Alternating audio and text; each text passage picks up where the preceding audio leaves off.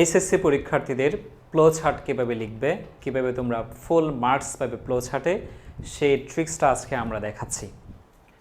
চলো দেখো কীভাবে আমরা ফ্লো চার্ট লিখলে একটা ভালো নাম্বার পাইতে পারি। আজকের ক্লাসে ফ্লো চার্ট লেখার রুলস, ট্রিক্স, মেথডস একই সাথে বোর্ড প্রশ্ন প্র্যাকটিস একসাথে সব কভারেজ হয়ে যাবে। দেখো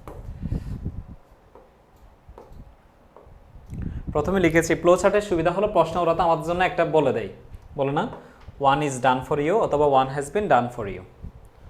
ওরা প্রশ্নে ব্র্যাকেটে লিখে দেয় যে one is done for you, অর্থাৎ তোমার জন্য একটা করে দিছি, সেই অনুযায়ী আর 5টা করবা, মোট 6টা বসাবো। ফ্লো চার্টের প্রতিটি উত্তর পেজে থাকে, আমরা শুধু দেখে দেখে উত্তর করব। সুবিধা হইলেও একটা করে দেওয়া থাকে, বাকিগুলো আমরা করব কিছু। এবারে দেখো এটা তো বেসিক কথা, 4টা নিয়ম আমি লিখেছি। ফ্লো চার্টের ক্ষেত্রে কখনো পুরো সেন্টেন্স লিখতে হয় না, মেইন কি পয়েন্টে লিখলে হয়। কখনো বড় হাতের নাম্বার দিতে হয় না, বড় হাতের অক্ষর দিতে হয় না, প্রপার নাউন ছাড়া, ব্যক্তির নাম ছাড়া।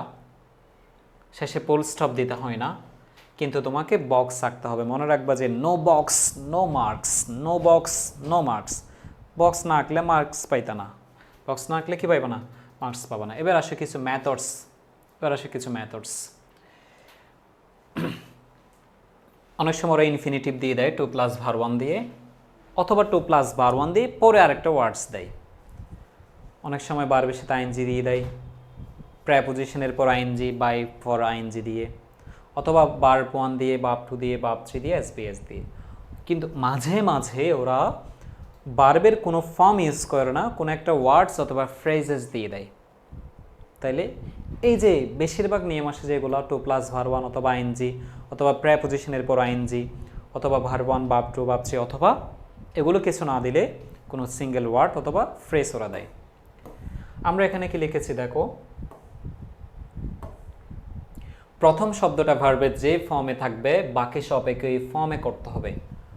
মনে রেখো, প্রথমটা যদি ভার্ব 1 দিয়ে শুরু করে পরের 5টা আমাদের ভার্ব 1 দিয়ে করতে হবে। প্রথমটা যদি ভার্ব 2 দিয়ে দেয় পরের সবগুলো ভার্ব 2, প্রথমটা যদি আইএনজি দিয়ে দেয় পরের সব আইএনজি। যদি দেখো ওরা কোনো ফর্ম ব্যবহার করেনি, তখন তোমার ইচ্ছে মতো করে দিতে পারবা। দেখো তোমরা একেবারে ক্লাস 1-এর বাচ্চা কাচ্চাদের মতো পড়াইতেছি, ক্লাস 1-এর বাচ্চা কাচ্চাদের যেভাবে পড়াই তোমাদের সেভাবে পড়াইতেছি। তো এখন তোমাদের ট্রিক্স, রুলস, মেথড সব কিছু দেখাইছি।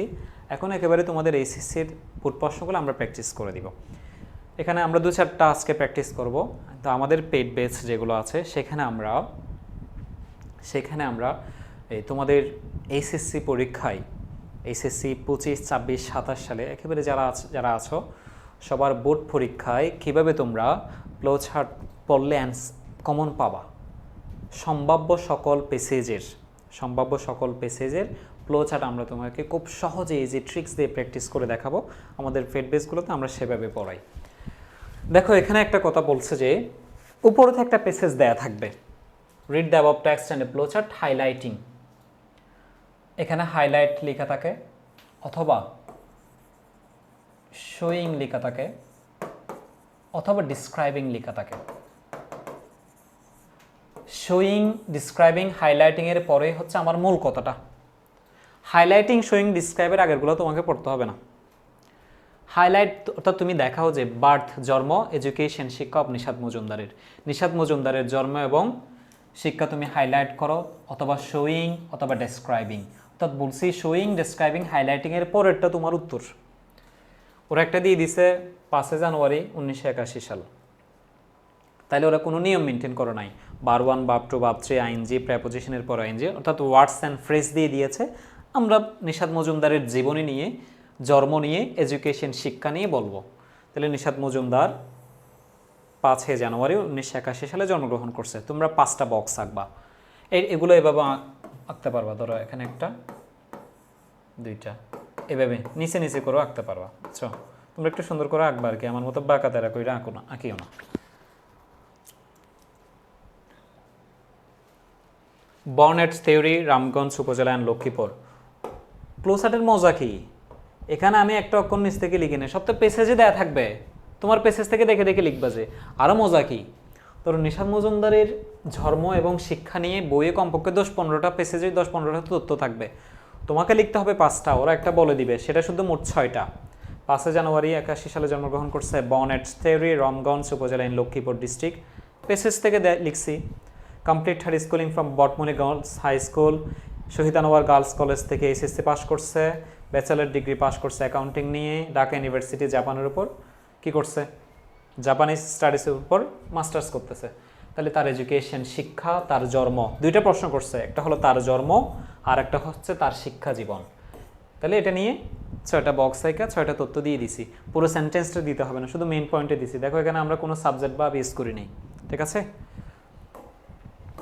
আরেকটা কি বলছে দেখো, রিড দ্য অ্যাবভ টেক্সট, উপরের পেসেজটা পড়েন, ফ্লো চার্ট দেখাও যে ওয়াই কেন বলছে, হাইলাইট ডিসক্রাইব শোয়িং এর পর উত্তর দিবা। Why need to establish relationship, কেন আমাদের মানুষের সাথে সম্পর্ক তৈরি করতে হবে। এই পেসেজটা তোমাদের এসএসসি পরীক্ষার্থীদের জন্য পেসেজ, সামারি, ফ্লো চার্ট কোনো না কোনো বোর্ডে অবশ্যই অবশ্যই অবশ্যই আসবে।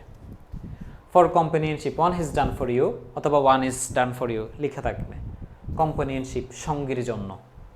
Two keep close each other, এক অপরের সাথে সম্পর্ক থাকার জন্য। রিমুভ পেইন অ্যান্ড লোনলিনেস, একাকিত্ব এবং ব্যথা দূর করার জন্য। To share our joy and sorrow, আনন্দ কষ্ট ভাগাভাগি করার জন্য। ফর আওয়ার ইমোশনাল হেলথ, মানসিক সুস্থতার জন্য। To get support. এখানে ওরা প্রেপোজিশনের পর একটা নাম দিছে, তা আমি 2+1 2+1 2+1 প্রেপোজিশনের পর 2+1 প্রেপোজিশন দিয়ে করছি, কেমন? তাহলে এখানে আমি আমার ইচ্ছে মতো করতে পারবো, প্রেপোজিশনের পর কোনো কিছু একটা দিয়ে বানাইবা অথবা 2+1 দিয়ে করতে পারবা, ঠিক আছে। এবং মজার বিষয় বলছি, এগুলো সব পেসেজে আছে, আমরা শুধু দেখে দেখে লিখবো, শুধু দেখে দেখে লিখবো। আরেকটা প্রশ্ন করছে কি দেখো, জেরিটা কিন্তু খুব গুরুত্বপূর্ণ। মাদার ইন ম্যানবাইল, Jerry. Having has no mother, কি বলছে, হাইলাইট দেখাও যে why the mother rose in the narrator for Jerry. আচ্ছা, জেরি নিয়ে কি বলছে, প্রথমে আইনজি নিয়ে দিছে, প্রথমটা যেহেতু আইনজি দিছে, পরে সবগুলো আমরা আইনজি দিছি।